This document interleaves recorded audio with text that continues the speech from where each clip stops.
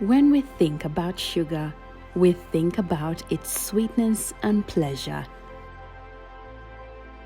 Centuries ago, an ancient perennial grass of Austronesian origin found its way onto our taste buds and economies around the world, including the heart of East Africa, Uganda. Beneath the might of the golden sun, fields of green majestically sway in the wind. In these humble stokes, the journey of sugar begins, a journey of patience, perseverance, sacrifice, and innovation. Born from the earth, shaped by nature, and refined by humanity, with every granule holding the essence of history, labor, and nature's delicate balance. This is the story of a humble sugar giant working its way up as the first sugar factory in Uganda. The Sugar Corporation of Uganda Limited, SCOUL. Over a century ago, a bold dream took root in Uganda. The Mehta family, led by visionary Nanji Kalidas Mehta, embarked on a journey to transform the region's sugar industry. What began as a modest endeavor soon blossomed into a cornerstone of progress.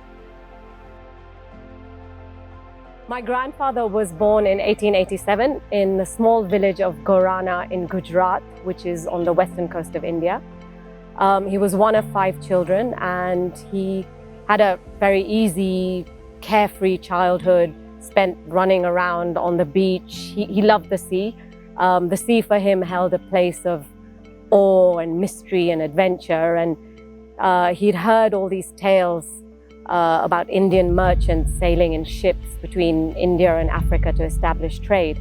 My grandfather saw this, and he, also wanted to go. He wanted to go with his brother. So somehow he managed to convince his parents to let him go and work with his brother in Madagascar. He was only 13 years old. And so at the age of 13, he boarded the first available vessel, which happened to be a primitive wooden dhow with these heavy sails, and he set sail for Africa. For my grandfather, this was a journey of a lifetime. This was the adventure of his life. He's a young 13-year-old boy who's leaving his family behind. He's leaving everything he knows behind, and he's venturing out into the unknown. So in 1901, he arrived in Mombasa. He set foot on Africa for the first time.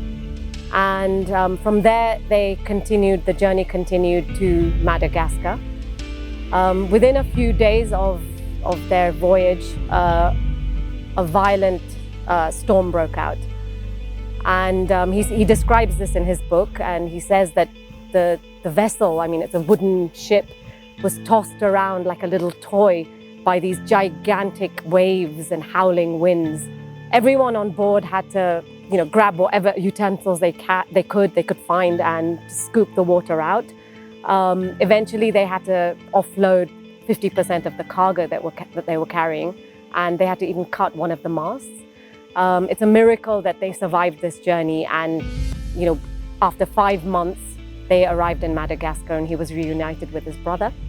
So in Madagascar, he started working with his brother. He learned the ropes of the trade very quickly, and he even learned how to speak French. But his stint in Africa was very short-lived, because in 1902, a deadly plague broke out, and his brother sent him back to India. When he got back to India, he started to get very, very restless, and he yearned to go back to Africa. This time he wanted to go to South Africa, following in the footsteps of Mahatma Gandhi, his idol.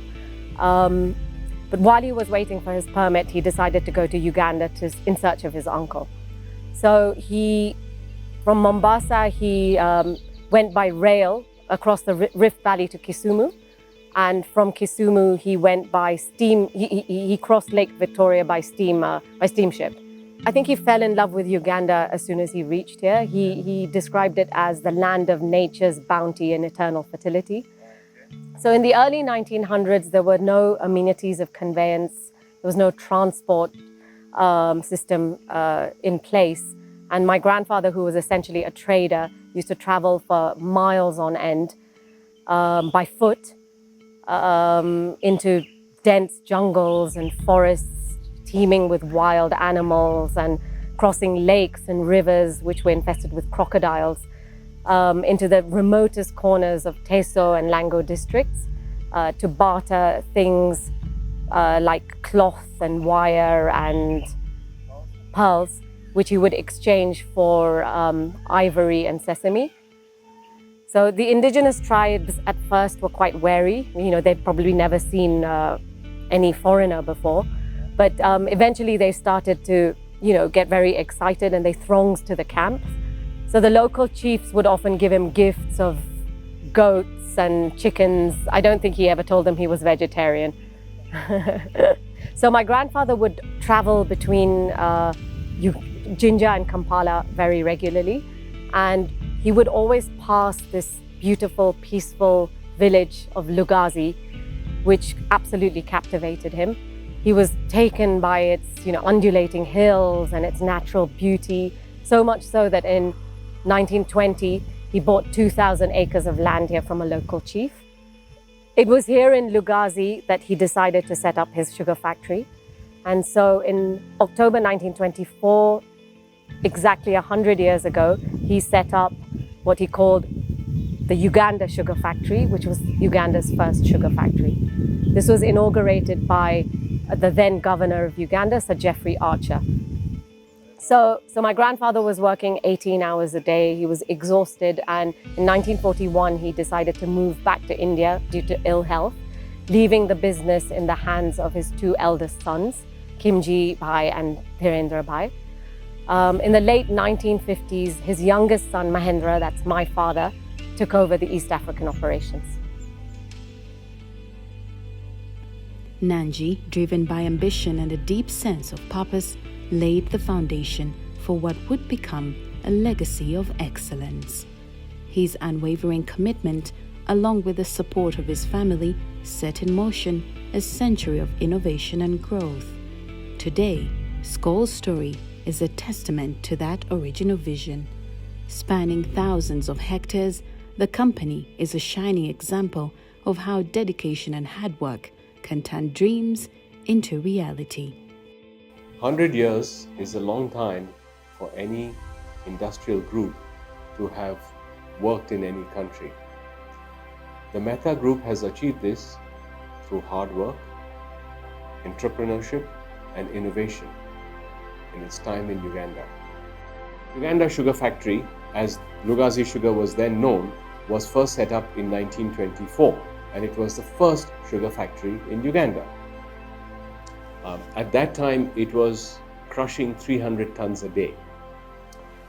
It continued to expand and improve in quality and delivery. Today, Sugar Corporation of Uganda Limited, as it is known, is crushing 5,000 tons of cane a day, has over 7,000 outgrowers supplying cane, and has over 7,500 employees. In 1962, the Mehta Group set up the first heavy engineering plant in Uganda, Yugma Engineering. It made and still makes sugar machinery and machinery for infrastructure such as jaws, jaw crushers, and other heavy equipment. In 1968, Cable Corporation Limited was set up as an import substitution project because at that time, cables were being imported into Uganda. Again, it was a first. Today, Cable Corporation is the largest and oldest cable factory in Uganda, having crossed half a century, and is the largest supplier to all the utilities. Sugar Corporation of Uganda, or Lugazi Sugar as it is better known, also set up the first extra neutral alcohol unit in Uganda in 2012, followed by the first food-grade carbon dioxide unit in Uganda, which has become the biggest supplier to Coke and Pepsi. This has been made possible through the continued support of the government of Uganda, our staff, employees, and stakeholders. We look forward to the coming years of expanding this partnership and being a partner in Uganda's progress. I've worked with SCOUL since 2020. SCOUL is a nice company to me. They pay us well, they pay us on time, and also the working conditions are good. I've managed to do several things, like paying school fees for my children from the money that I earn from SCOUL, and also I save some money that I invest in the land at home in Chenjojo. I started working here in 1995, November 15th. I've enjoyed this place here, greenhouse. The management's good. We've enjoyed it. That is why we look like this. They are paying us nicely. At least as I've worked for those good years, I'm not demanding any month. Every month they pay me promptly, in time. I've managed to pay school fees for my children because of this company. We have some benefits we are getting from Mehta group, like IE, hospital. We always go there when we are sick. And even our children, they do the care. We have a school down there, Mehta SS. We pay half people who are working here. The Mehta family's influence extends beyond SCOUL. The Mehta Group, a diversified conglomerate, encompasses various ventures including hospitality, insurance, agribusiness, and cable production through its several companies all over the world. From the fields to markets, the Mehta Group's ventures are a testament to a shared commitment to excellence and progress. Their influence continues to shape and uplift communities all over the world. Built on 4 pillars: healthcare, education, poverty eradication, and environmental sustainability.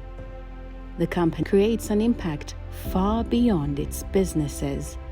SCOUL has continued to reach and transform lives through its various corporate social responsibility initiatives in Uganda, building schools, medical facilities, and championing charitable causes. Today, SCOUL leads with a vision for a sustainable future as the first Ugandan company to receive carbon credit with a zero effluent discharge score.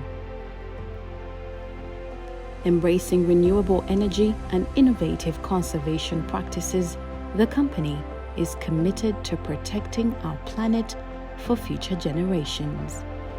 Here's to a century of dreams realized, challenges overcome, and lives transformed. SCOUL's story is a powerful reminder of what can be achieved with vision, passion, and a commitment to making a difference. Thank you for joining us in celebrating this extraordinary journey. Here's to the next 100 years of innovation, community, and continued success.